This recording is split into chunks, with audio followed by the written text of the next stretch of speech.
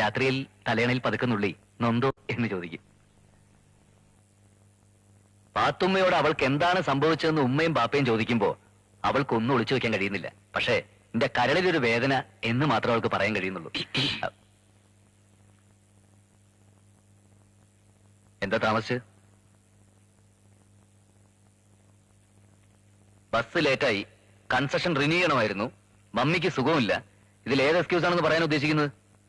അമ്മൂമ്മമാരെ അപ്പൂപ്പന്മാരെയൊക്കെ നിങ്ങൾ പല പ്രാവശ്യം കൊന്നു കഴിഞ്ഞല്ലേ, ഇന്നിനി അത് പറയാൻ പറ്റത്തില്ലോ.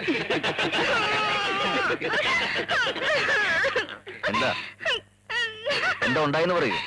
സാറ് വിശ്വസിക്കുമെന്ന് അറിയില്ല. കഴിഞ്ഞ മാസം മരിച്ചുപോയ അപ്പൂപ്പൻ ഉയർത്തെണീറ്റോ? അല്ല, ഇന്നലെ പിന്നെയും മരിച്ചു.